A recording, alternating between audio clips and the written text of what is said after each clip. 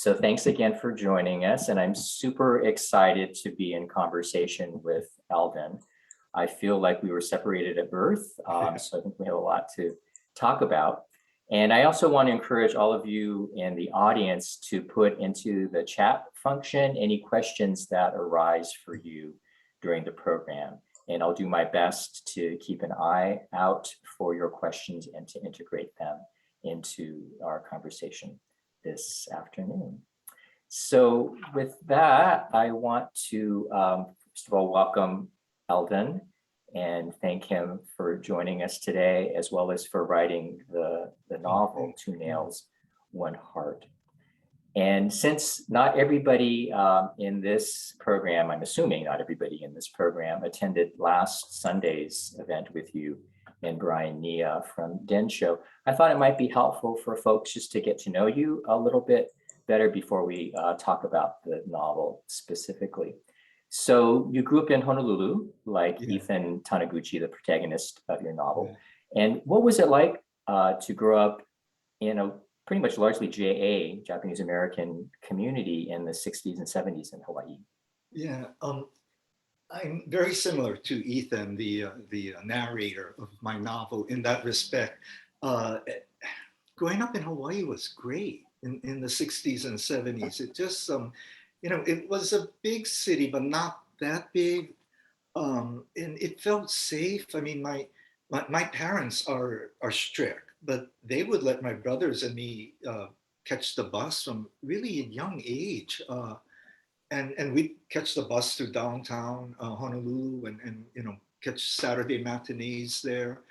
Our neighborhood was like kind of like a Norman Rockwell neighborhood, but with a Japanese American twist to it. All my friends were our neighbors. I mean, it seemed like every family on our block had kids our age. So it was a type of thing where, if you wanted to play, you just went out on the street and you found people to play with. We'd play touch football on the street. And, of course, you'd have to stop when cars came down. We had a bicycle gang. It was very idyllic. It was a great place to grow up. But it wasn't a perfect childhood, in the sense that I think from a very early age, in fact, Stan, when I think about it, I always knew that I was different. And it's hard to describe, but I think it's because I had 3 older brothers and they're all straight. So I knew from a very early age that I was different than them, but I didn't know quite how. And I think that kind of was always sort of the fly in the ointment, I guess, of my childhood, knowing that that I was different and that, somehow, this secret would come out at some point, or hard to describe. But yeah, from my earliest age, I mean, I think my earliest memories are when I was 4 or so. I knew I was different, and I knew that that was something I kind of had to keep to myself. I wasn't quite sure why, but I. And the Japanese saying, deru kugi o utareru, or wa utareru, the nail that sticks up gets hammered down. And I think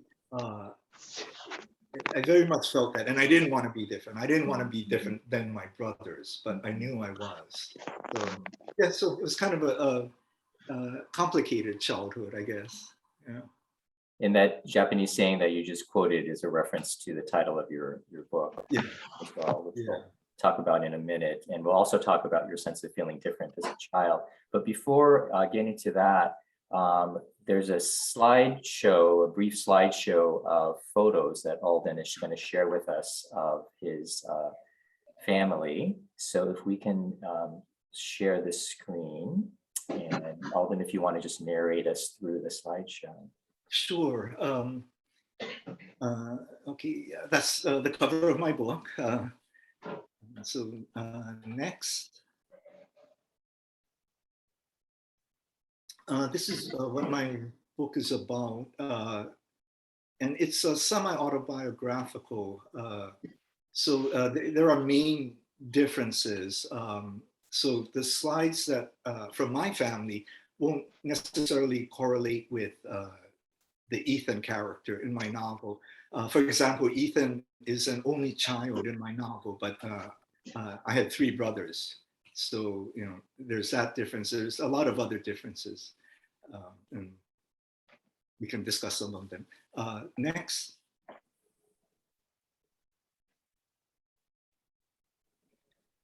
So yeah, the beginning of the book starts off with Ethan kind of, you know, waiting at the airport for his mother to come visit him in New York City. They haven't seen each other in more than 10 years, ever since the death of his father. Next. Oh, so these photos, me with my father, me with my mother at Ryokan in Japan. And the third photo, me and my mother at my eldest brother's wedding. Next.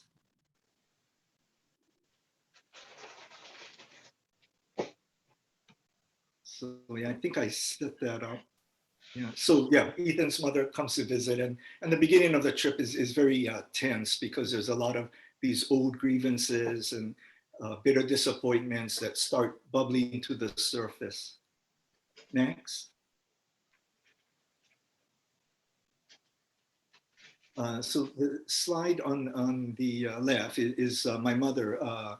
We were actually on the ferry to the Statue of Liberty, and you can see the World Trade Center, which was still there at that time.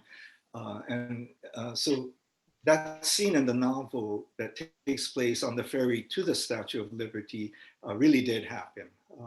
And this is a photo from that. This is a photo before my mother kind of had an emotional breakdown.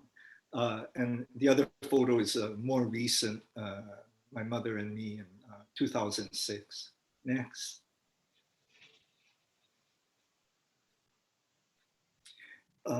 So the middle section of the novel goes into the past and Ethan's mother's past specifically. She finally reveals to Ethan everything, details of her incarceration in a concentration camp in Arkansas, and during World War II, she was also deported to Japan, which Ethan didn't know about and only learns recently. Next.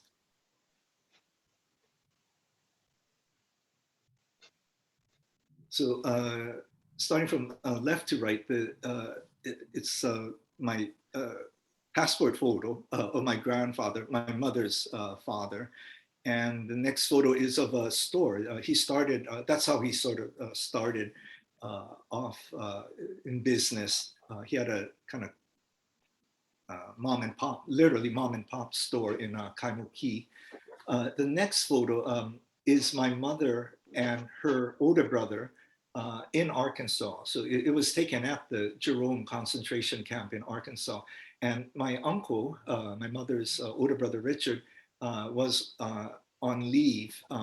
He was a member of the 100th Battalion. So he was just about to be shipped off to Italy to fight there. And he went to visit my mother and her family before being shipped off. And the other photo is my Aunt Flo and my grandmother, also taken at Jerome. Next.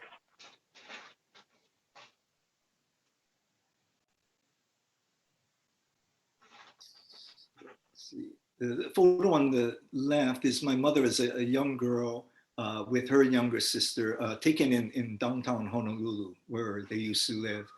And the other three photos are of my mother, taken, I believe, after she had been deported to Japan, especially, you know, the middle photo, that's in front of the famous Kintai Bridge in Iwakuni, where she and her family went to live after being deported from the US.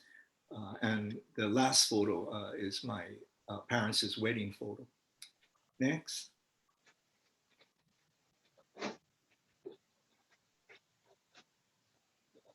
So yeah, there are two parallel lines in this story. So one is Ethan's mother's past, which is very painful, what happened to her during World War II.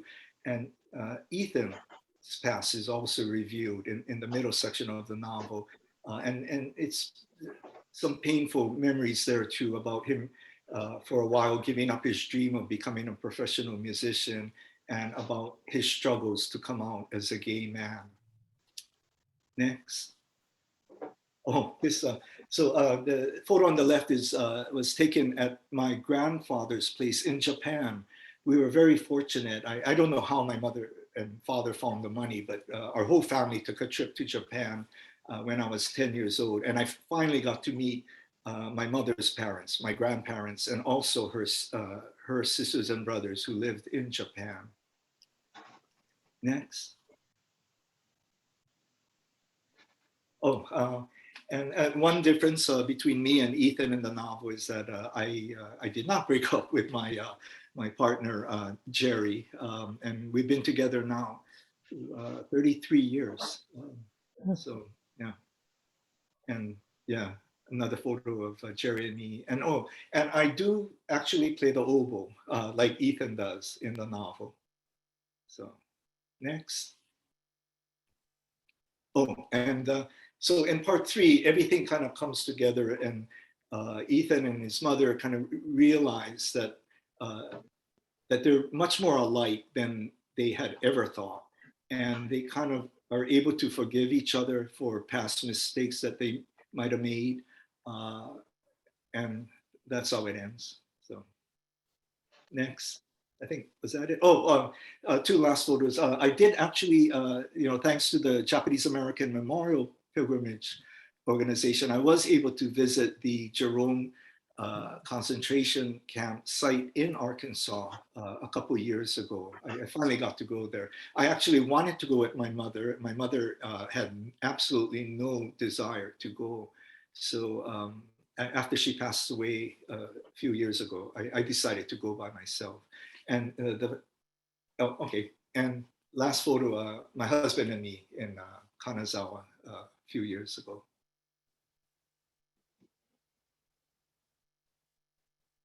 And just a little biography of me.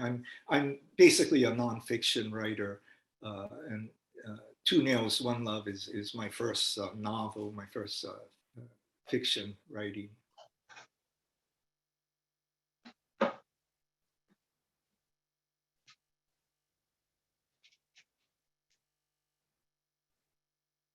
If you're interested, I highly recommend buying the book through Eastwind Books of Berkeley. They've been very supportive of Asian American writers. So thank you, Alden, for sharing those photos and narrating us through them. One of the parallels I see in our 2 lives is that my father and his family were incarcerated in Jerome during World War II, and I've been wanting to make a pilgrimage to that site as well. And another parallel is that we're both gay Japanese American men, pretty much of the same age. Yeah. So you mentioned earlier in response to my first question that, from the age of 4, you felt that you were different from your brothers and the rest of your family. So do you remember at what age you were when you realized that difference was that you were gay or attracted to people of the same sex? And how did you deal with that within your family and within the Nikkei community?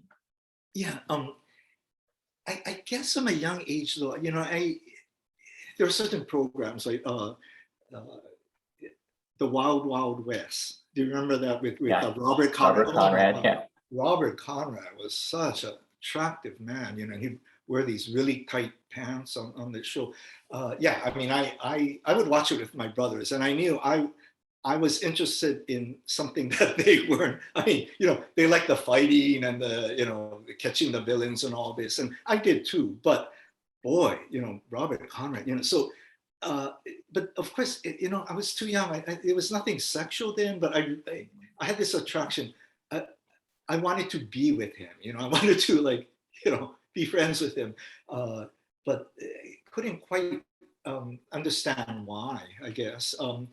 So I guess it was mainly more in kind of high school where I started to feel like going through puberty and all, and feeling sexual attraction that I think I really tried to tamp down and not, or hope that it was, just a phase I was going through, or because I mean, I did find girls, attractive in a certain sense.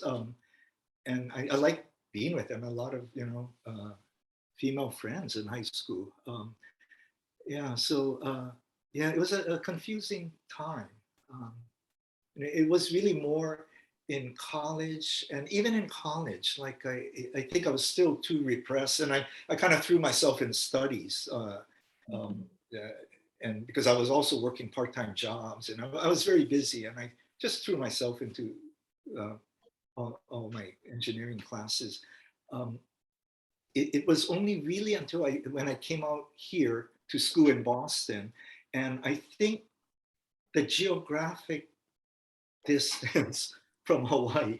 I mean, Boston, right? You're as far as you possibly can be from Hawaii, while still being in the US. I guess I felt safer to come out here. Um, because also, in LA, you always know people who might know your family, or, there, and at USC, where I was at, there are a lot of kids from Hawaii, who were there with me. So I think subconsciously, I was just always afraid to come out, that it would, somehow get back to my parents and bring shame to my family, and that whole Haji, and yeah. And I mean, not that I consciously thought about it, but I think subconsciously it was very much there. And it wasn't until I moved out here to the East Coast. And also, I had a gay cousin who lived in New York City, who really helped me to come out, because, I felt like, wow, he's gay, and, he's my cousin, and, and it's okay to be gay. And he made me, feel okay about being gay. Yeah, I owe him so much for And that. how did he make you feel okay about being gay? Well, just he had, all his friends, and when I'd go to visit him in New York City, it just was a fun, just a fun bunch of guys. We'd go out drinking, we'd, hang out, and oh my God, they took care of me, because they were, 10, 15 years older than I am. So whenever we'd go out, they'd always kind of have their eyes kind of watching me, to make sure I don't get in trouble or anything like that. So yeah, I felt like, they were my older brothers.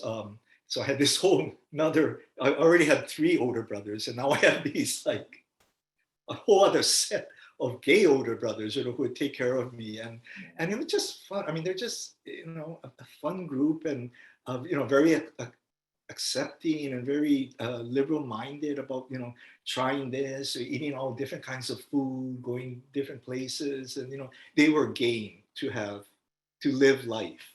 I guess is the best way to put it. Yeah. And when did you come out to your family? So I'm trying to, I was not quite 30, so it was late 20s or so. It was right when I was starting to date Jerry. I started dating him, I think 1988 it was. So right around that time, and definitely when the first time when I brought him to Hawaii, I think my parents kind of already knew. And so when I told them, I'm coming to Hawaii, and I'm bringing Jerry, and he's a very good friend. And I think I have this in the novel, where, my mother asked, well, is he, tokubetsu na tomodachi, a special friend? I said, yeah, he's a very special friend, and she kind of got it. Yeah, so probably, I think when I was in my late 20s. And how did your parents react and your brothers react when they realized that your special friend was, a really special friend? Well, one of my brothers, yeah, already, knew I was gay. My mother, to this day, I kind of regret this. She told me, her reaction was, don't tell your father. Let me tell your father. So I said, okay, you tell dad all the way. But, when I look back at it, I should have told my father. Yeah, I should have been the one. But that was my mom's one request, was, don't tell your father. So yeah, I regret that. And how do you know when your father understood your relationship with Jerry? Um, I just assumed that, weeks or so after I had talked with my mom about this, that my father knew, because then Jerry, came with me to Hawaii, stayed at my parents' place, and Okay. um, you know, but like in the book, my mother had Jerry's room separate from my room, and I thought, oh my gosh, should I make a big deal of this and all? And and I kind of rationalized uh, that we weren't married. Of course, we couldn't be married, but that we weren't married. And if we were a straight couple, my parents would have felt the same way, that you have to sleep in different bedrooms. So I didn't push that issue. Well, not everybody on the Zoom room will have, I'm assuming, read your book. And even if they have, I think they might enjoy hearing you read from it.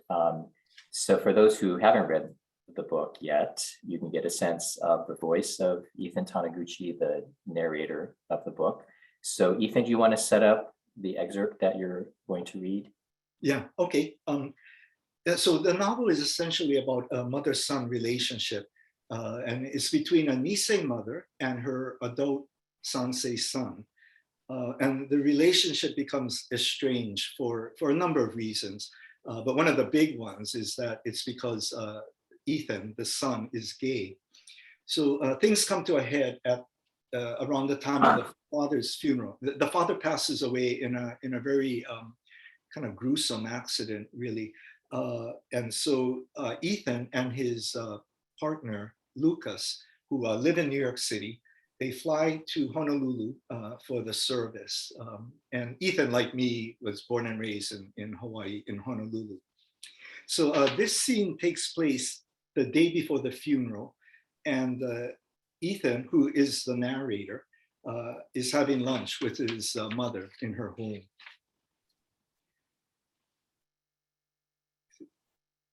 As mom picked over the food on her plate, she looked so distracted and fidgety.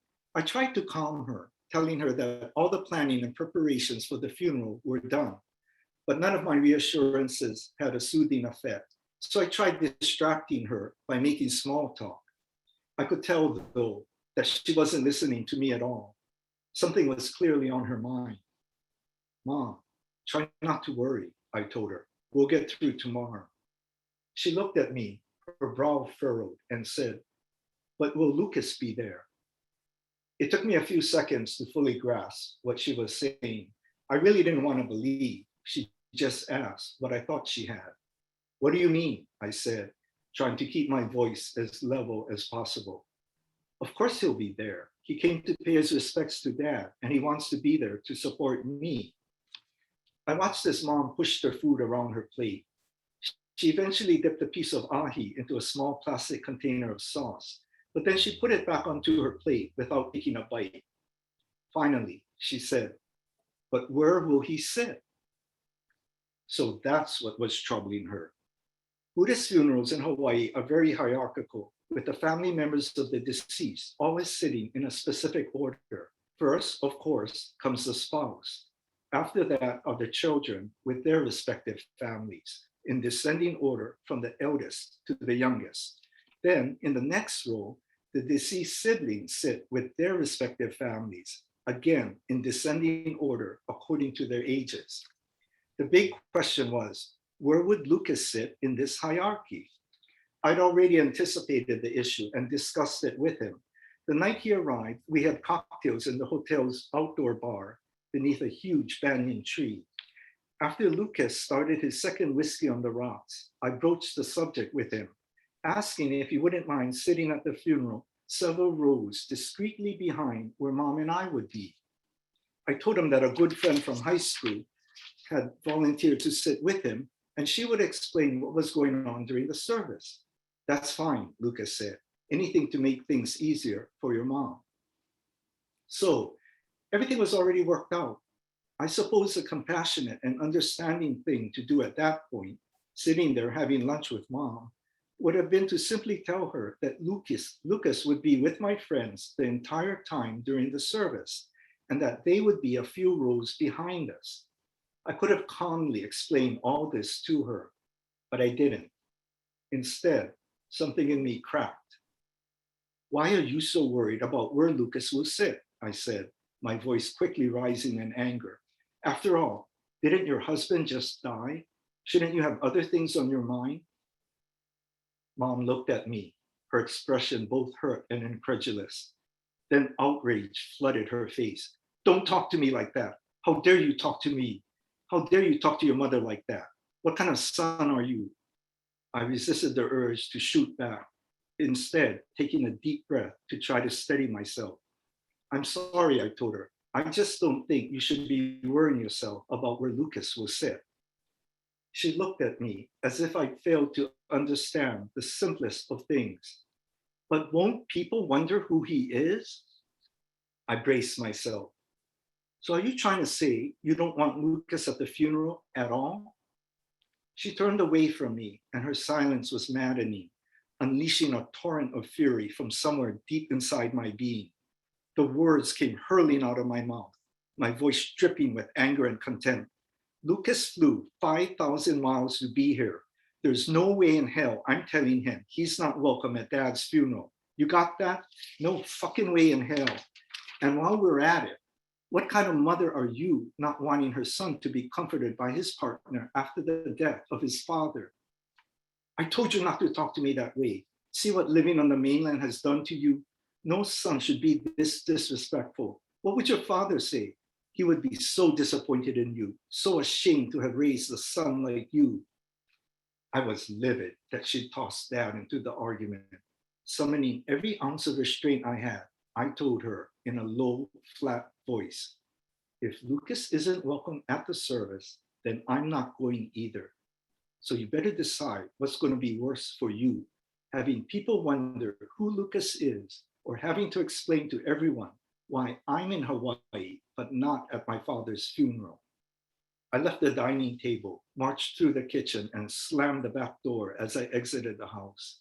I got into my rental car and tore out of the gravel driveway, leaving behind a furious cloud of dust.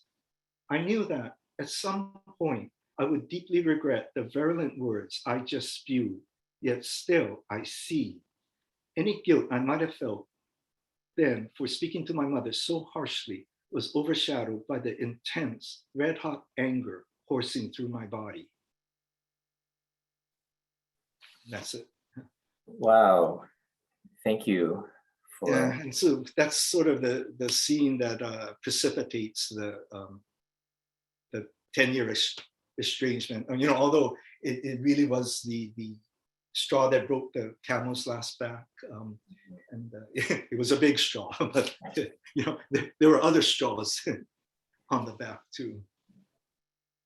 Yeah, I think that scene, as well as so many others in the novel, you know, captures just the kind of complexity of the expectations on both sides of that relationship, as well as the kind of emotional social gymnastics that we sometimes have to do or feel like we have to do because of, you know, these expectations. So have you experienced that in your own life in terms of just not wanting to bring shame to the family, and your family telling you what are the neighbors going to think, you know, about being gay or other things as well? Yeah, I mean, that was probably the most, well, there are a lot of very common sayings of my parents, but you know, what would the neighbors think was one of them, was, you know, definitely top 5. And you know, I sometimes wondered if the bringing shame or the perception of shame being brought to the house was worse than whatever the offense might have been that precipitated the shame coming into the house.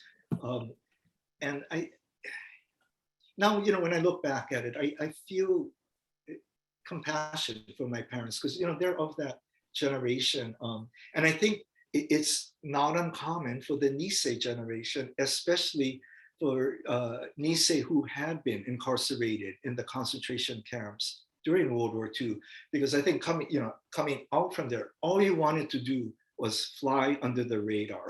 You wanted to live your life and quietly and just kind of not attract attention, especially bad attention. You did not want to be that nail that's stuck up, and especially if it's for something bad. Uh, and my parents were very much like that, um, and I am too. I am too, but to a lesser degree. Yeah. Did you get a sense that they would be okay with you being gay if it wasn't for the societal judgment?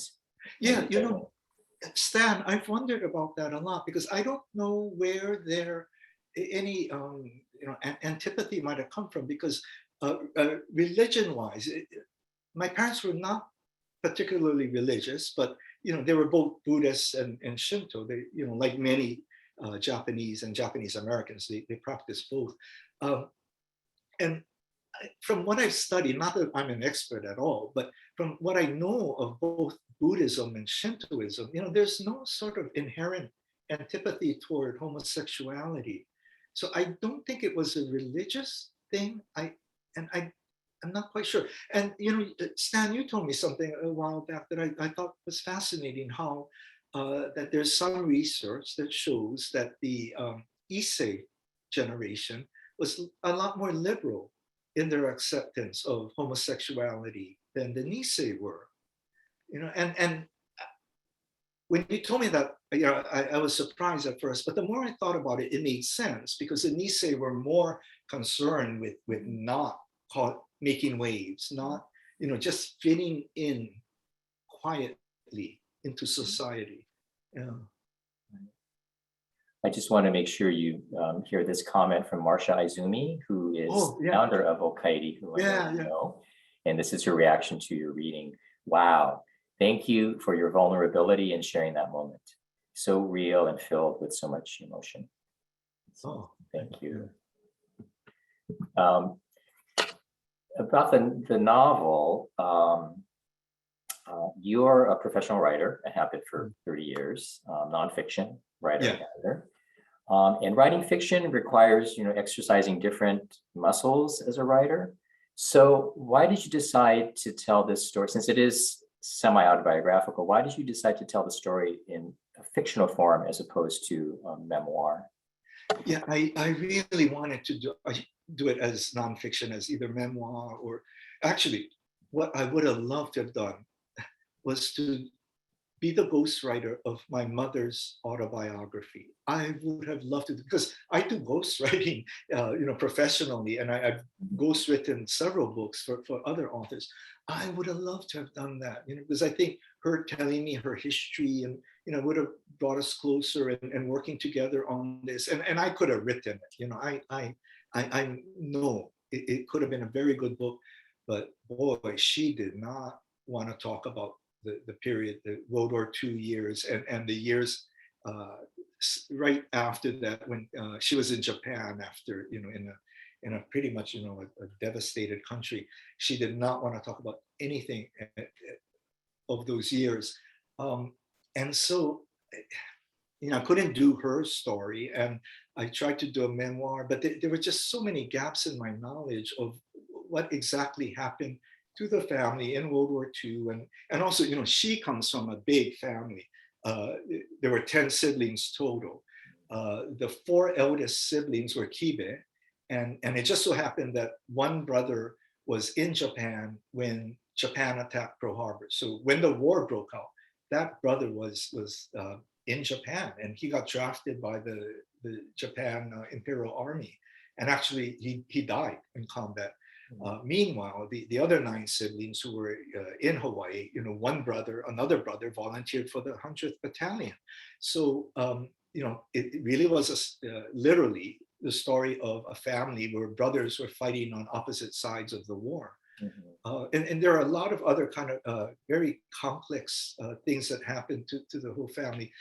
And I know a lot of it, but I have a lot of holes in my knowledge of what happened because my parents just, my mother just didn't talk about that. And I got some of it from my uncles and aunts, but not enough to do it as nonfiction. And also I tried to get information through the National Archives, and I ran into a roadblock. I filed a Freedom of Information Act to get more files.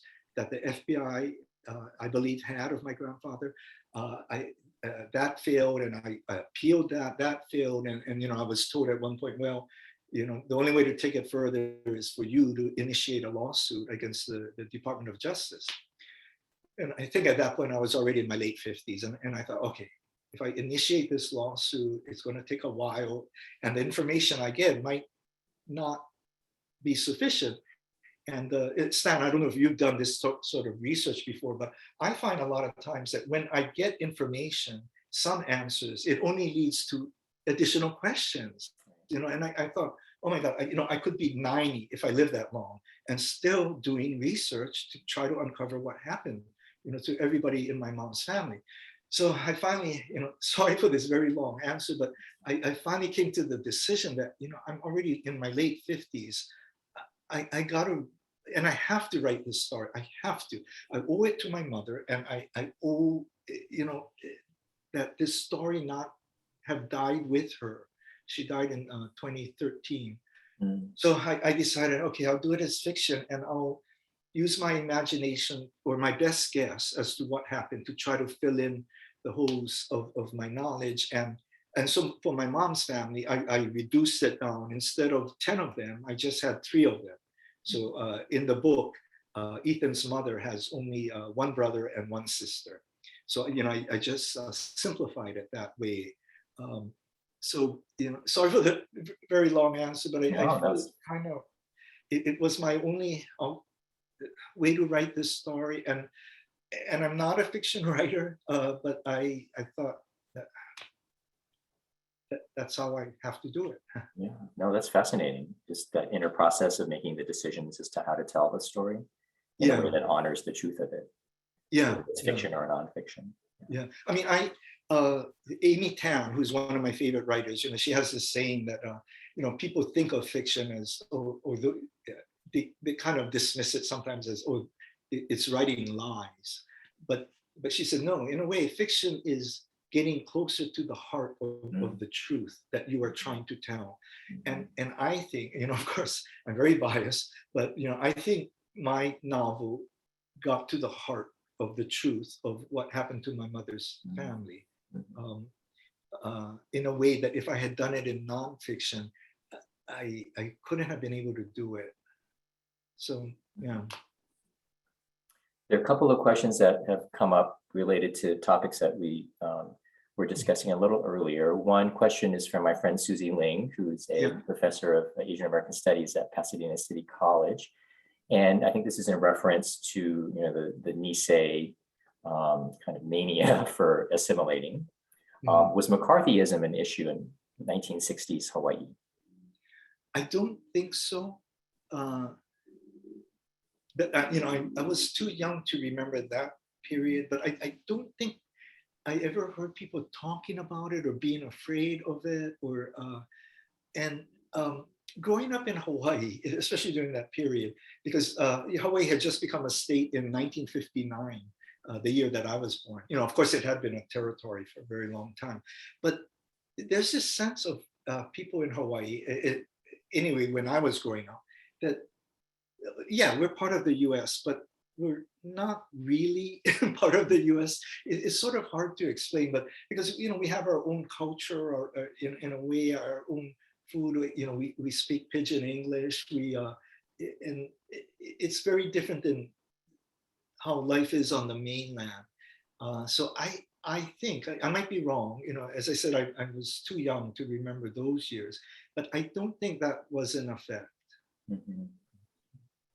And Brian Niiya from Densho, who you were in conversation with last week, has a question related to the relationship between Ethan and Lucas. And his question is, to what extent did Lucas being white play a role in Ethan's mother's disapproval? Would it have been different if Lucas were Japanese American? So speaking of the fictional character, I think his being white, I think, made it harder for Ethan's parents to, or at least his mother, to get to know Lucas. So there was that bond where if Lucas had been Asian American or Japanese American. I think there's some like a kind of shorthand that you can talk, and that you understand certain things already, that so you don't have to go through this sort of more of this explanation. And I think it's an issue with between Ethan and Lucas in the beginning, just coming from different cultures and different ways of communicating. I experienced this with my husband, Jerry, who is like Lucas, Irish American. It took a while for us to kind of learn how to communicate better. We're still learning. But yeah, I was like, why don't you understand? You should know this already. Right. Like, you should read my mind. Exactly. Yeah. I'm not saying this on purpose, and you should know. It's a very Japanese American communication style. Or if I don't say something, I'm saying something. Exactly. Exactly. Right, and you should know. Yeah. Yeah, you should know.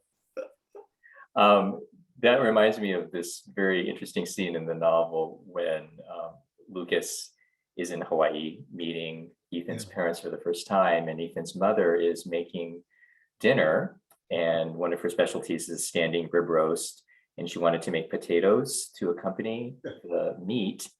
And she kind of has this little mini breakdown about not knowing how to make mashed potatoes. And I just thought that was so interesting, because here she is, trying to be hospitable to the Irish American, thinking he's going to want to have meat and potatoes. And then Ethan tells the mother, oh, he likes rice. You don't have to make potatoes. And she's like, what? That blows her mind.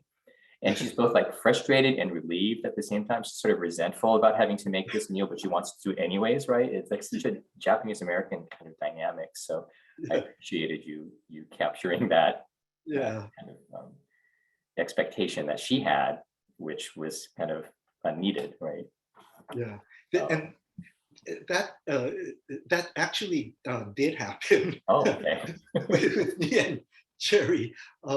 And my mother is a really good cook, and Japanese dishes, and even some Chinese dishes, but especially Japanese dishes. But she, when we stayed at their house, she tried to cook things that she felt relatively sure that Jerry would like. Although Jerry loves Japanese food, but one night, she did a rib roast, and she, I guess, had never mashed potatoes before, and I think she thought it was a lot more difficult than it is. Well, of course, if you've never done it before. And then she's cooking for an Irish American person, right? So, the pressure's on, like she has to do it right. So, and like a lot of Nisei women, they show their love for people, through their cooking and through, here, eat more, why aren't you eating more? And then at the end, take food home with you, and, all that. So, and my mother, I remember, one potato in each hand, and she was just, I don't know what to do with these, like.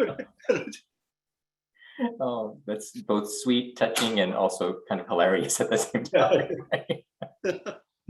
Your friend Treadway asks a good question, and it's related to a question that I have as well, so I'll kind of meld them together. So this is Treadway speaking. When my mother received a severe medical diagnosis, she started finally opening up about things in the past she wouldn't, I think, never discussed before. Did you find any of that with your mother near the end of her life? Was it harder to write and research a topic your mother always wanted hidden? And then my added question to that is, after your mother had the emotional breakdown on the ferry, to the Statue of Liberty, was it easier for her to talk about what had happened? I'll take your question first, Stan. That night when we were back at the hotel room, and my mother was just silent on the the trip, the ferry ride back, and then going to the hotel. She did not want to eat out that night. She did not. I could tell she did not want to be in public. So I said, okay, we'll get take out Chinese food. I brought it back to the hotel room, and I felt there was just this window of opportunity where she did start talking about what happened to her during World War II, but I don't know how long it went on for, maybe half an hour or so. But I could tell it exhausted her, and the window closed. And I distinctly remember, because this was in 1988, and the Seoul Olympics were on TV. that night, and I think Greg Louganis was diving, and my mother was like, "Let's watch TV now," and then we watched the Olympics that night, and I felt, oh my God, that precious, I think maybe half hour where she did talk, I wish it could have been longer, but it was very clear to me that the window had closed, and that's it, and we have to move on.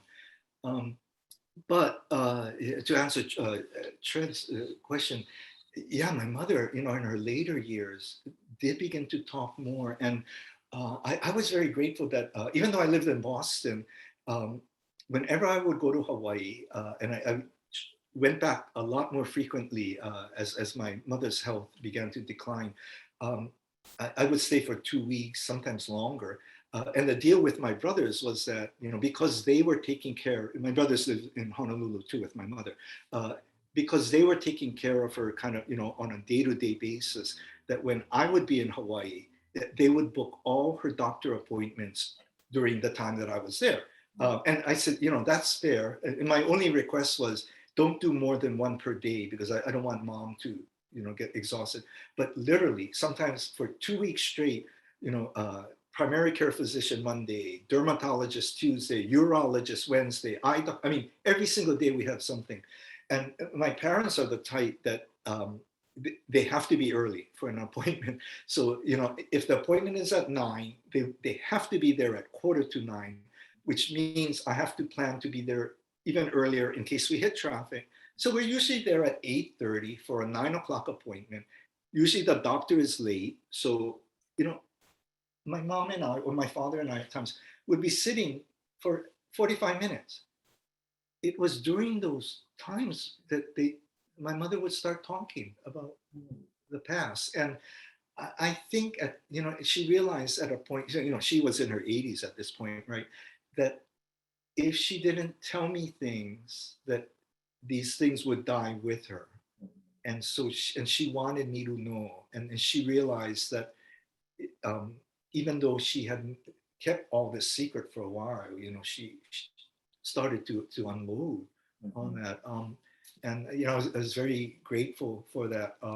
But the problem then, though, was that her dementia started to become to worsen, and then it was harder. And then sometimes she would get memories mixed up, or she would tell me things that I know didn't happen or happened a different way. So her memory did become suspect too at a certain point. But yeah, Tread, my mother was like your mother. I think at a certain point they realized if they don't tell you things now, they're gonna, these secrets or whatever. And also, Tread, I think my mother realized, gee, we're old enough. I can certainly see when we were young kids, she would want to, might want to hide the truth from us and not burden us, not, and she didn't want to raise bitter kids, so she didn't want to make us angry. And she loved the US, she wanted us always to feel that. But finally, when she was 80, in her 80s or so I'm already, 50 or whatever. And I guess she thought, okay, he's old enough now. I can tell the truth. So, yeah. We have a question from Kei Matsuda, who is a board member of J-Sei, and he wants to know if the novel deals at all with the HIV pandemic. I'm sorry, could you repeat that, Stan? Does the novel deal at all with the HIV pandemic? Yes, it does, but in a not kind of full on. See, what happened with Ethan is, so as he starts to come out, this is in the early 80s, mid 80s, the AIDS pandemic, starts to erupt. And so this kind of makes him go back into the closet. He's afraid to come out. So it does come up in the novel, and one of his friends, a fellow musician in his quintet, becomes HIV positive and ends up dying from AIDS-related complications. So it's in the novel, not as much as I would have liked. And I think in early versions, I had more of it, but then I thought that was starting to distract from the main theme, because this story is a story of a mother-son relationship. and I didn't want to lose that focus. I will come back to write about the AIDS epidemic, but not in this novel. No. And so in your next novel, you're planning to? Yeah, well, I have like several next Oh, okay. novels. Yeah, but I know I have to come back to this topic. Yeah, because I had a cousin who passed away from AIDS-related complication, and a lot of friends during the 80s and early 90s. So And that was a cousin in New York. yes, That was the your sort of- cousin. Yeah, this cousin was like my anti-main. I mean, he really, he told me to enjoy life. So what if you're gay, and you gotta just accept yourself. Don't He helped me to get over a lot of the self-loathing that a lot of we gays are sort of I don't know, ingrained with. We get brainwashed by it at a young age. Mhm. Through Okaeri, I've met several gay sansei men around our age, and we've marveled that few, if any of us, had met any openly gay Nisei men or women, or even older sansei. And so you were, I think, very fortunate to have this cousin who was older and was able to kind of help you navigate through that, especially at that age. Right. Yeah. Because you have no role models, or you don't even know what it is to be gay, or what kind of life, or it's just such a mystery to you, and there wasn't that much literature out to really I remember one book I read was The Front Runner, by Patricia Neal Warren, and that book, like many books of that era, did not have a happy ending. So yeah, it was just hard when you don't have role models, or representation in books or movies or TV shows like we do now. Right. So we have a question that's a different topic, and I'm just going to hold off on that question for a minute. I just want to ask you one more question along the lines of Japanese American identity and gay identity. So, having these two identities, how have you been able to navigate both, and have they intersected at all? Yeah, Stan, I regret that to me, it kind of was an either or thing when I was in my 20s. And I saw myself, especially as I was coming out, I saw myself primarily as a gay man who happened to be Japanese American. And I was a gay man first and foremost. And I think part of it was because, I felt primarily threatened as a gay man because, this was in the middle of the AIDS pandemic, and there was so much anti-gay, vitriol, Anita Bryant, and that whole era, was just so much ugliness, and I felt very threatened, and so I think that's why I very much identified with being a gay man primarily, and also I have to say I didn't feel particularly welcome in the Japanese American community, and this might just be my perception of it, but I felt like there was no place for me in to be Japanese American and gay. Whereas, to me, the gay community was like, so what if you're Japanese American, or you're Black, or you're Latino, whatever, it didn't seem to matter. And I regret that because my father was very active in the Japanese American community in Hawaii. I think at one point, he was president of the Hiroshima Kenjin Kai, and oh, I feel bad. I mean, this memory is a little painful, but I remember once he was writing a speech for, I don't even remember what the function was, and he wanted me to help him. And I think I made it known that I couldn't, that I didn't want to help him. I mean, he was asking me, oh, help me, with this sentence, or what is another word for this, or how can this, and I just, I helped him, but I think my attitude was really bad because he never asked me again. Mhm. Yeah, I mean, I feel bad about it, but I just wasn't interested in that, and I was too young to realize that, your father is very interested in this. This means a lot to him.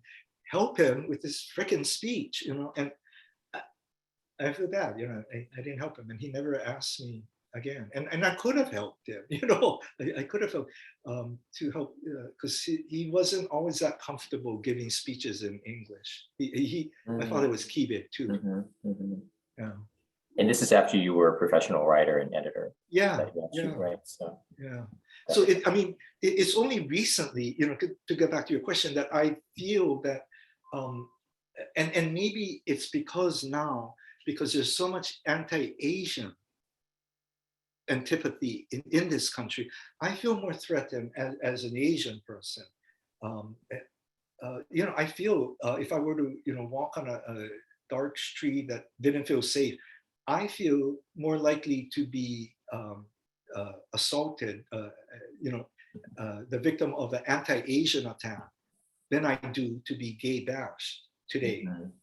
And I think that's why now it's interesting. I feel primarily that I'm a Japanese American who happens to be gay. So it's just sort of come full circle Mhm. now. And I think a lot of it has to do with the greater acceptance in the Japanese American community. And I think because a lot of it now is, we sanseis, as we getting to be older, and we're becoming the elders now, in a lot of our families. And, among my sansei, among my sansei cousins, I mean, being gay is like, you know, So what? total non-issue. Yeah. So I feel that both parts of my identity are finally, are merging. And yeah, it feels good. It feels really, really, Oh, I'm glad to hear that. yeah. So this is a question that's more about publishing. This is from Lena Newland, and she's saying, I am a Happa Yonsei and an aspiring author. I'm about halfway through a book about my JA family history, using stories from my ancestors for the benefit of my children, which is great, by the way. Yeah. I'm wondering what your experience was with publishing this book and what the general interest has been for writing about the issues in your book. Also, any writing publishing insight for an aspiring author? It was really tough to get the book published. And I must have queried or met with maybe 100 agents. Wow. Yeah, a lot. And a lot of them wouldn't say this, but I get the feeling, well, a lot of them just thought this book was going to be too small, that, only of interest to other Japanese Americans. And I tried to explain, no, this is more kind of a mother-son story, and about the complications, and about, when you keep secrets and how that has an impact and on the relationship. And but they saw this primarily, I think, as a Japanese American novel. And I think no one really said this to me outright, but I got the feeling people were thinking, okay, does the narrator, okay, the narrator is Japanese American, we get that. Does he also have to be gay? So it's like, okay. And I thought about it because I thought I could have written as the narrator is straight, but I thought, no, his being gay is part of the story. That's why he's a male, and his coming out and all. It is a very important part of the story. So yeah, it was a hard sell for a lot of reasons, and I think a lot of it too. And I have to say that I did not run into very many Asian American agents. We just don't go into this publishing field, and I only ran into one Japanese American agent, and a young woman, and actually it kind of made it more difficult in a way, Stan, because I wasn't sure how much of a shorthand I could use with her to talk about my book, because I didn't want her to insult her, that if she didn't know about the incarceration and everything that happened in World War II, and I didn't want to make her feel ignorant. And then yet I didn't want to have to start from square zero either. So, when I talked to her, I was trying to like figure out and I don't think I did a good job of it. And I couldn't interest her in the book. Um, I hope, at one point that we do have more Asian American and Japanese American agents, but for whatever reason, we just don't seem to get into publishing or especially fiction writing. Uh, and I think in my own case, I can say for my mother, she didn't want me in a subjective field, where she wanted me in a very kind of quantitative, objective field like engineering, where, if you're good, you're good. You can design a bridge that stands and that, meets these criteria. Nobody can argue with it. That bridge meets the technical specification, et cetera, et cetera, et cetera.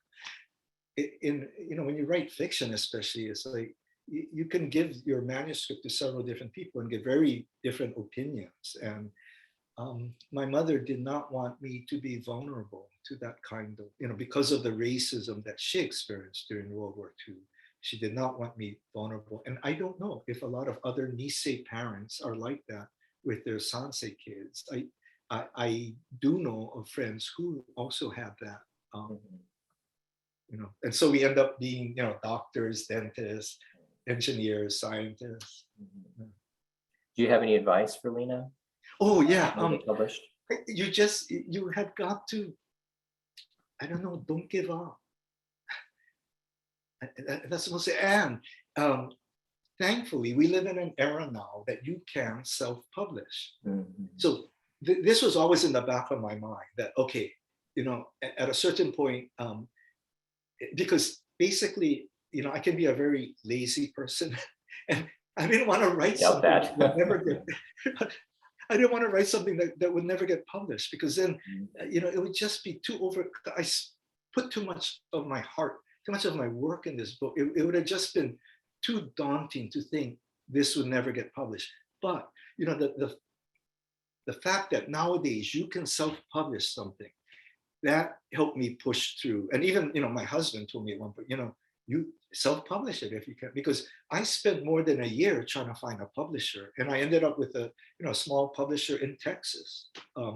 It took me a year of beating the bushes. So I would say, persevere. Don't give up, and keep in the back of your mind, you can self-publish. You can self-publish. The main thing, keep on writing and get this, because it's important. It's part of our history. So Stacy Kendall, who I know you know, Ethan. Yeah. Ethan, I called you Ethan. You're Alden, I'm Stan. So Stacy is asking about the challenges that you had in terms of getting the novel published. Could it be because you're bringing up one of these really tragic, embarrassing moments in American history? It could be. I have to say that a lot of my beating the bushes occurred before 2 summers ago. The Black Lives Matter whole movement, yeah, and I think that there might have been some of that, but I think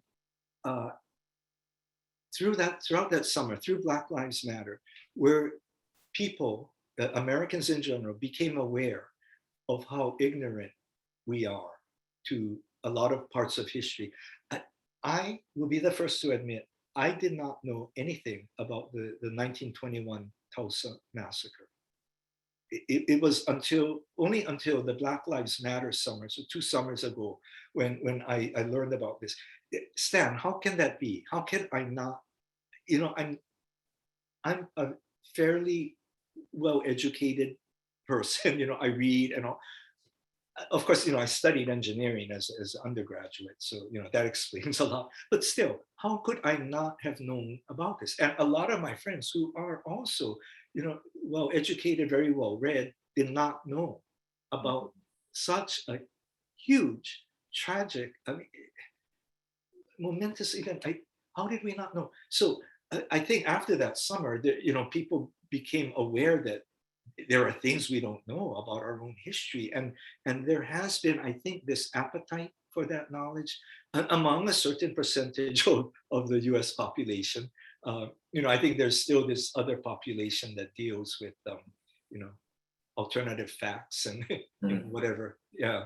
Yeah. So, I mean, there's still people who deny what happened, on January 6th at our capital. So, yeah. Yeah. So just circling back to your answer to Lena about publishing, she says, thank you so much. Oh, And Elena Nielsen, who's in San Francisco, I think is reacting to your comment about how you got the sense that agents would be interested if the story was just about a Japanese American man or just about a gay man, but not both. So she's saying, so glad you kept the story centered around a Japanese American and gay man. I'm sorry, agents were discriminatory. Your story is so important. So, oh, thank you. Others feel that way in this call as well. So I want to circle back to the book and parallels with your life or places where it doesn't parallel with your life. So in the book, and spoiler alert for those of you who are planning to read the book, but I think, Alden, you said this already at the beginning of the program. In the book, Ethan and Lucas break up, but in real life, you and Jerry have been together for decades, right? So why did you decide to have them break up in the book? That was the toughest decision I made in writing the book. And I went back and forth a lot. Because I grew up like you, Stan, the same era where a lot of the stuff we read, like The Front Runner and Giovanni's Room, and a lot of the literature at that time did not end well for gay characters. And we have the movies and whatnot where the gay characters are committing suicide at the end, or they end up being bitter, lonely old men, or I did not want to continue that trope. But yet, to me, the stakes were so high for Ethan in the book that this was Lucas. By all accounts, they were a good couple.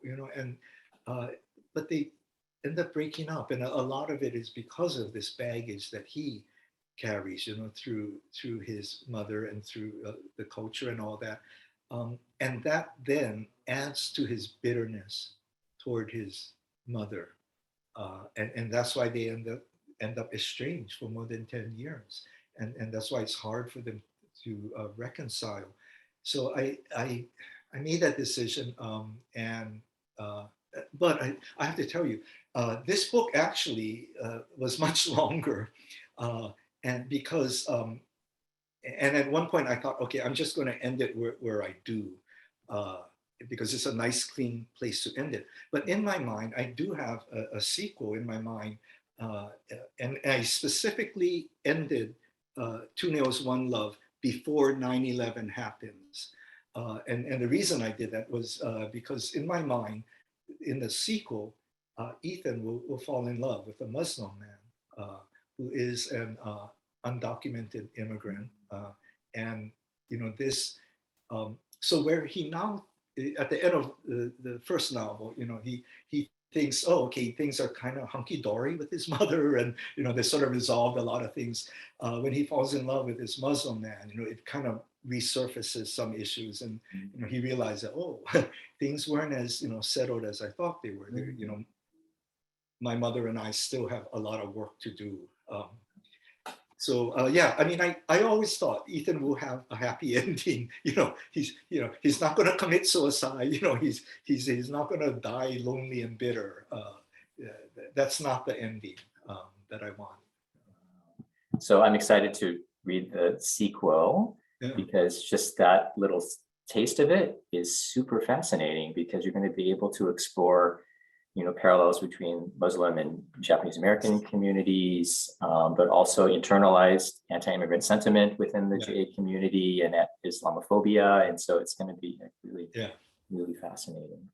So we have a comment and question from Kostas Rodopoulos. Oh, he's a good friend. Friend of yours? Yes. I Yeah. pronounced your name correctly. So he's saying the beauty of books is that as readers, we all see different themes, probably based on our past experiences. If you could please describe to us the major themes you wanted to convey. Yeah.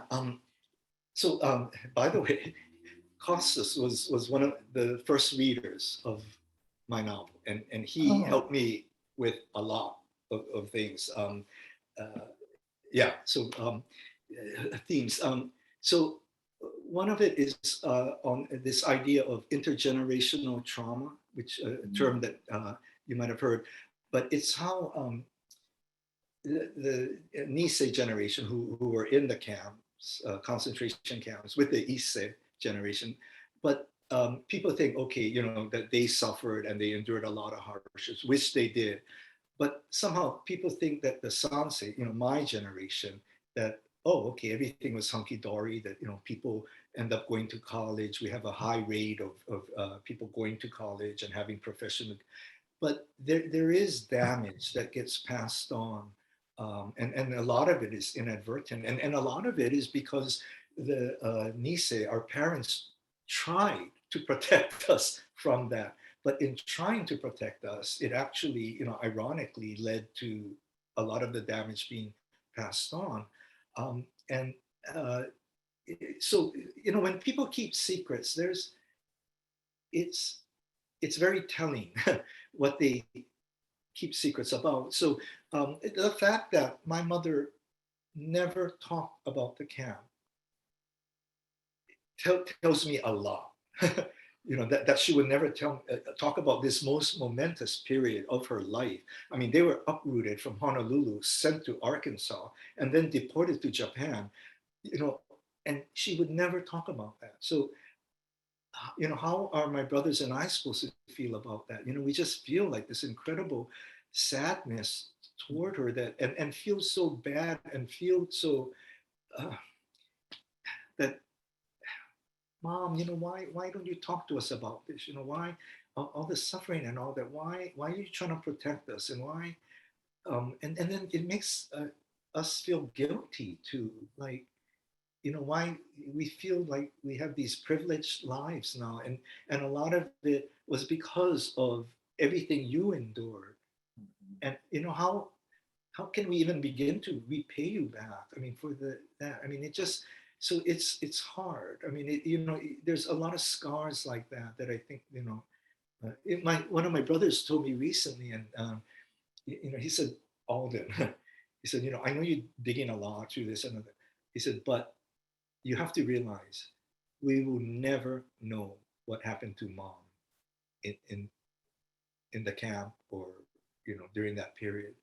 And I said, yeah, we will never know. And the fact that we don't know, sometimes when you don't know, it's worse than when you know. Yeah. So yeah, that is definitely one theme, is this intergenerational trauma that gets passed down to the children, and it affects our lives so much. And it's only now. I mean, Stan, I'm 62, and I'm still realizing things that, oh, this is why she was like that, or this is why this happened.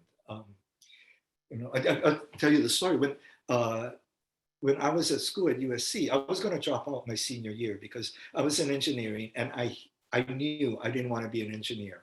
So I was going to drop out of school. And I remember calling my mom, and I was just so, I had this, you know, uh, uh, crisis in confidence, you know, and my mom said, please, you know, you only have one semester, just stick it out, just graduate it.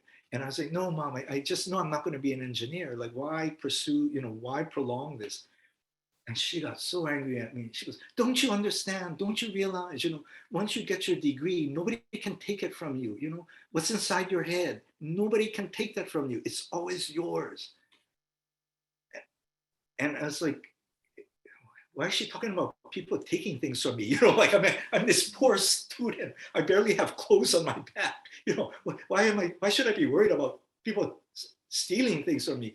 But I realized, you know, she came from a, you know, rather wealthy family in Honolulu. They lost everything, you know, and they ended up in camp. They didn't even have the right clothes. They had to depend on donations from the Quakers, you know, for mittens. And, you know, they're coming from Hawaii to Arkansas during the winter. So, to her, anything material, this computer, the books and whatever, it can be taken from you, but the main thing, your education in your head, that is one thing. And, I realized that only recently, Stan, that why she was so vehemently against my dropping out.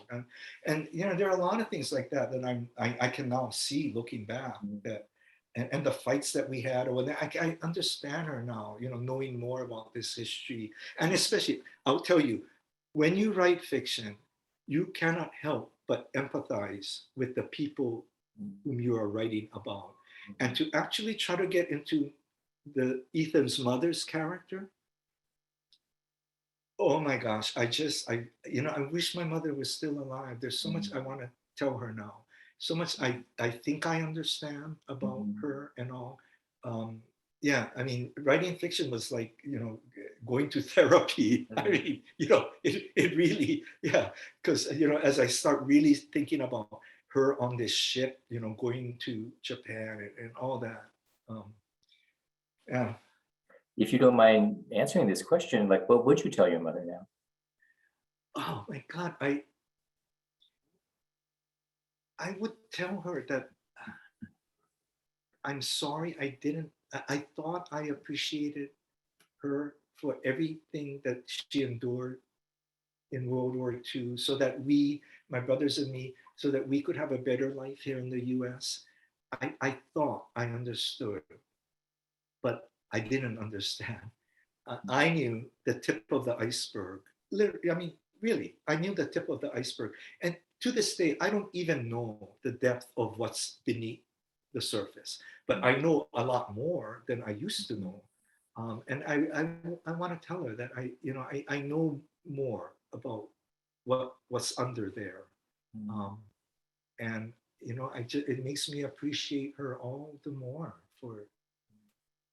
for like thinking that she didn't want to burden us with that was her burden, and she wanted to raise kids that were going to not be bitter, that were going to just be American kids and grow up here and have the opportunities that she and my father didn't have. Sharon Howard is saying, thank you so much for sharing the stories that sheds light on your culture as well as enriches the book. So if you would want to hear that feedback. I have just a couple of more questions, and I think we should probably wrap it up at some point soon. Okay, but before that, one question is, within the JA community, there's a stereotype that the Nisei fathers are like the real hard asses and, like rigid and kind of very strict. And you sort of turn that on its head in the novel. It's really more the mother character that's the more rigid one of the parents. So was that a conscious decision? And if it was, why? Yes, it's a very conscious decision. And also there's another aspect of that. For gay men in general, and I mean, I have a lot of gay men friends and all. In general, it's our mothers who are the buffer between our fathers and us. I think, the relationships between fathers and gay sons can be very difficult, because I don't know, maybe fathers think that their sons being gay are kind of a reflection of them or their masculinity, or there's a whole lot of issues there. But usually it's the mother who is the buffer between the father and son. I specifically wrote this book to reverse it. It's the father who's the buffer between the mother and which is why I really knew that the father had to die, at some point, and just for your information, my father actually lived to, he was 88. So yeah, that part is very fictional, but I felt the father had to die. So I removed that buffer so that just the mother and the son have to deal with each other and somehow work out this new relationship without that buffer. And yeah, I did it on purpose. And the reason why the relationship between the mother and son has been so difficult is because of the mother's past being in a concentration camp and all the baggage that she had there. And that's why she's a little controlling on her son's life, wants him, to follow this certain path, to not be a musician, to, to because she thinks she knows best how to protect him from racism and other difficulties in life. She doesn't want him to be a nail, she just, and she herself is a nail. And she, she doesn't want that for him, because life will be so much easier, she thinks, if you're not a nail. Mhm. And another question I have about lessons you've learned based on your experience of writing this novel. So, the novel captures a lot of the dynamics of Japanese American, specifically Nisei, Sansei parents and children, and how we can kind of get stuck in these ingrained dynamics of, parental expectations and then filial feelings of responsibility and not wanting to disappoint, our parents. So what lessons have you learned about how to evolve these relationships, especially with parents or other family members, rather than kind of getting stuck in old patterns, which may not be so healthy? Yeah, well, I don't have children, so I didn't have to go through that process. But I did a conversation with Shirley Ann Higuchi recently. She wrote Setsuko's Secret, and she was the one to coin this term, the Sansei effect, where a lot of we Sansei, have this relentless pressure to excel, to be perfect, to, a lot of us, it's ingrained in us. And she said, she tried not to raise her children quite like that, to kind of ease up on the gas pedal. But she said it was hard, because it's so ingrained in her. And for me, I don't have children, so I didn't have to go through that process. But I do have two nephews whom I adore and I've loved ever since they were, very young. And one thing I try to always be on the lookout that if they had any kind of creative, inklings, or both of them are draw. And they're both very good artists. From a young age, they would do these drawings and they would send it to me, and I was like, oh wow, you did this. And I remember once I got one of my nephews upset because I said, oh, did you trace this? And he was furious with me. I was like, Uncle, I did not trace this. I mean, it looked like he had traced. It was so well done. So, that Christmas, I ran out and I bought these, artist pencils, this complete set and all that. And it was funny because my sister-in-law, their mother at one point, she didn't realize how good these pencils were. But when one of them wore down and she wanted to replace that particular color, that one pencil cost, I don't know, like $5 or whatever. She said, yeah, she told me, she said, are you crazy giving them that kind of pencils? Like, they're only kids. And I was like, no, but they like drawing, and I want to encourage that in case they, if that's what they want to do in life, I want to be there to support that, whatever kind of artistic inclinations they might have. But yeah, you find this funny, Dan. They both ended up becoming engineers. Oh no. So yeah. I have one final question, and there's two questions or comments from the audience, which I'll read. So if you do have any questions or comments for Alden, please put them in the chat and I'll share them with him and everybody. And then Jill and Como and Brian, if you want to say anything about J-Sei, your Japanese American Wen and Densho respectively, please feel free after we finish the conversation to jump in. So my final question to you, Alden, is so what's been the reaction of your brothers and your nephews to the book, since it is about your family, more or less, right? Yeah. So one brother has read it, completed it, and he called me up, and he loved it, and he knows what parts are fiction and what parts are not, and he got a kick. He would say, okay, this character is based on this, and he knows like one character was a composite of two ants, and so he got kind of a kick out of that, but also he I think he felt a little bad that he didn't know a lot of this. but I told him, what I had just talked about earlier. I was like, well, mom told me a lot of this when I was taking her to the doctor a lot, and we were waiting in the room, for 45 minutes sometimes. So we would end up talking. Same with my father when I would take him to the doctors. And so it's funny because my brothers, I think, thought uh, this was kind of a chore that they could pass on to me. And I said, fine, because I live in Boston. So when I'm in Hawaii, use me however, you want to use it. And now I think maybe that brother regrets a little that that time that he maybe could have spent with our parents. Mm-hmm. So he didn't. And I said, yeah, mom and dad, they both, toward the end of their lives, I think they became much more talkative about the past. So yeah, that brother loved it. And one nephew finished it, and he called me up, and he loved it. And I was, that made my day, because Stan, I have been trying to get them interested. So both my nephews are early 30s. Yeah. I've been trying to get them interested in our history, especially my mother's history. And they know my mother. My mother used to babysit them. So they know my mother well. That's their grandmother. And I said, I know you think this is ancient history because you think World War II, right?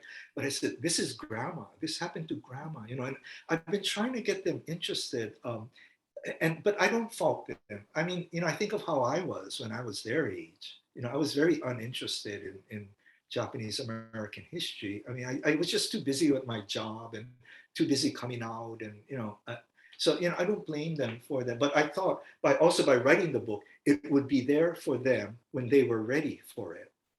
So I was just thrilled that now he's already read it, and yeah, and I said, wow, yeah. So terrific. I'm glad to hear that. Yeah. So comment from Dale Watanabe in Seattle.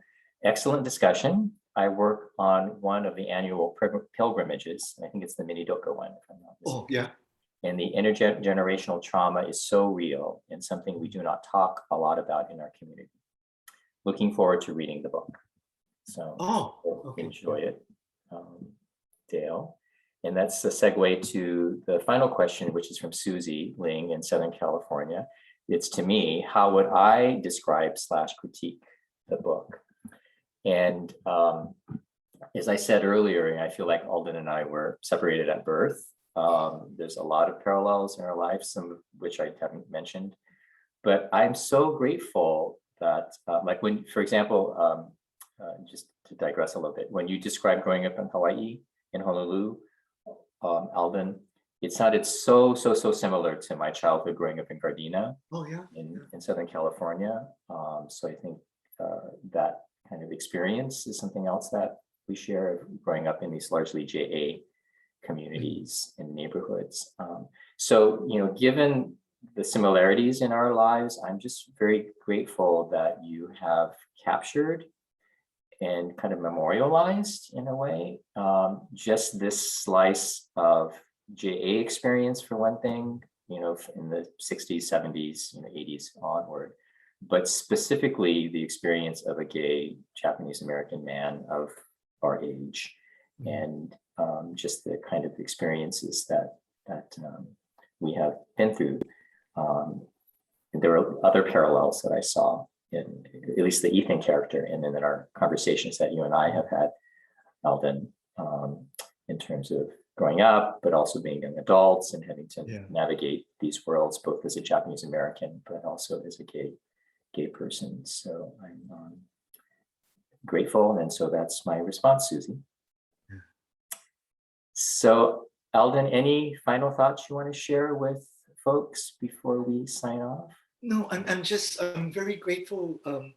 Stan, thank you. I thank you for hosting or moderating this discussion, and thank you for reading the book. I thank everybody who's read it. Thank you for your interest. I'm just grateful, for this. Jill and Como, you work so hard. on these talks, and thank you, and thank everybody who in the audience today. I'm just yeah, very touched and flattered by the interest, and I'm grateful that what I wrote was, people didn't read and say, what is he writing about? Like, what what is he talking about? So yeah, I do love that people say, oh, this resonated with me, or that this was, so I don't feel like, this outlier that, I'm very grateful for that. So Yeah. thank you. Yeah. And I'd like to think that, it's going to appeal to folks beyond the Japanese American community, because I think anyone who's had, conflict with a parent, or, not feeling like you're not living up to their expectations, regardless of the, ethnic cultural background that we come from, I think would be able to identify with Ethan's character. So